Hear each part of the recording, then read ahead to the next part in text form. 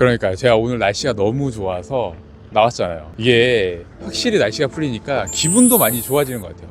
그리고 이제 운동도 조금 해야 되는 좀 시기가 와서 점심 먹고 운동을 좀 하려고 우리 압구정 한번 걸어볼까요?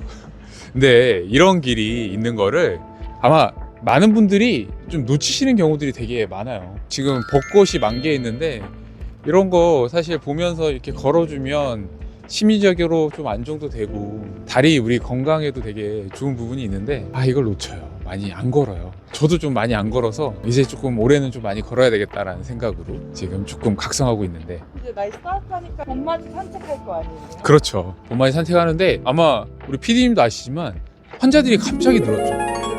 요즘에 많이 오더라고요. 그죠? 그러니까 환자들이 늘어나는 시기가 또 요맘때 또 많이 환자가 늘어나요. 날씨가 좀 따뜻해지고 활동량이 늘어나게 되면 예전에 조금 이제 묵혀뒀던 아니면 좀 숨어있던 다리 문제들이 좀 나타나는 것 같기는 해요. 그리고 요즘 오는 환자분들이 어떤 증상을 호소하세요? 보통 이제 평소보다 다리가 붓는다.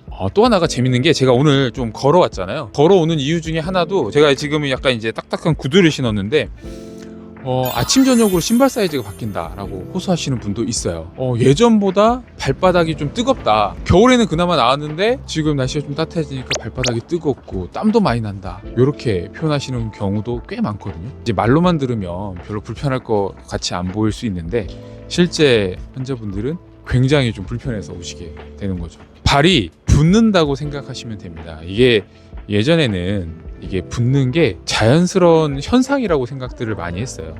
이게 붓는 것 자체가 뭐 일상적으로 생리학적으로 나타나는 현상으로 생각했는데 실적으로 붓는 거는 병적인 상태라고 볼 수 있거든요.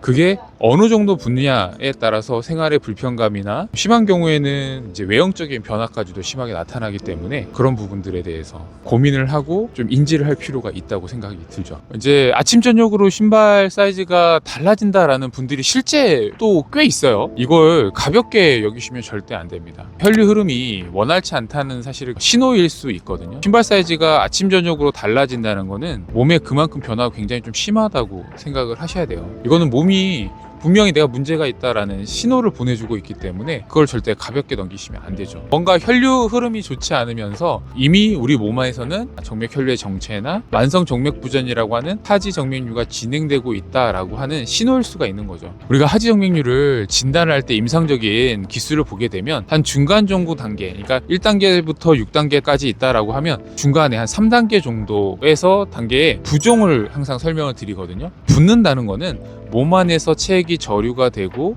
그리고 혈류 흐름이 원활치 않다라는 걸 의미하기 때문에 그만큼 하지정맥류라는 게 진행됐을 가능성이 굉장히 높다고 볼 수가 있죠. 방치하다가 되게 고생하시는 경우들이 되게 많아요. 처음에는 그러니까 저희가 항상 저는 말씀드리는 게 혈관이라는 거는 굉장히 다 연결이 돼 있다. 동맥, 모세혈관, 정맥, 거기에 주변에 림프관까지 다 연결이 돼 있다고 표현을 하거든요. 그렇기 때문에 한쪽 혈관에 문제가 생겼을 때 조기에 처치하지 않으면 주변 혈관까지 문제가 생길 수가 있습니다. 그게 모세혈관일 수도 있고요. 주변에 림프관일 수도 있고요.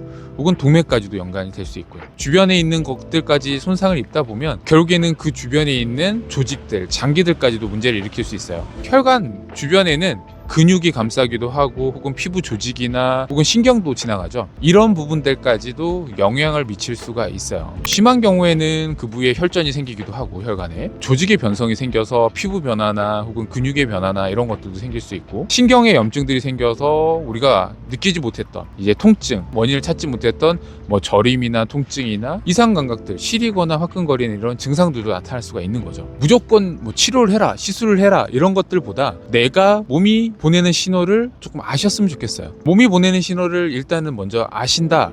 이상하다. 눈치를 챘다 라고 하면 그때부터 관리를 하시는 게 좋은데요. 제가 제일 추천드리는 방법은 압박을 하는 것과 결국에는 이제 운동을 해주는 거예요. 이 원리는 둘 다 비슷해요. 혈액이 다리 쪽에 혹은 한쪽에 고여있지 않도록 관리를 해주는 건데 압박도 비슷하지만 다리를 조금 올려주는 행동들 혹은 다리 근육을 계속 써주는 행동들 이런 것들이 혈류가 계속 이동할 수 있게 도와주는 기본적인 이런 방법들을 해주시는 게 좋죠. 저희가 이제 많은 분들이 아침에 출근할 때 신발 벗고 슬리퍼나 이런 활동화를 신고 또 이제 생활하시는 경우들 많거든요. 직장 내에서.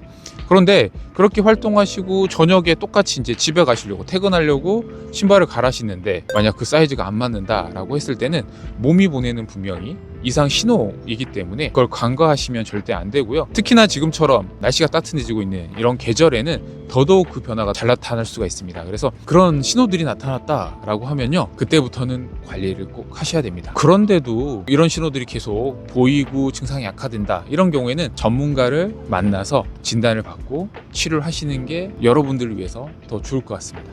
붓는 발 절대 방치하지 마세요.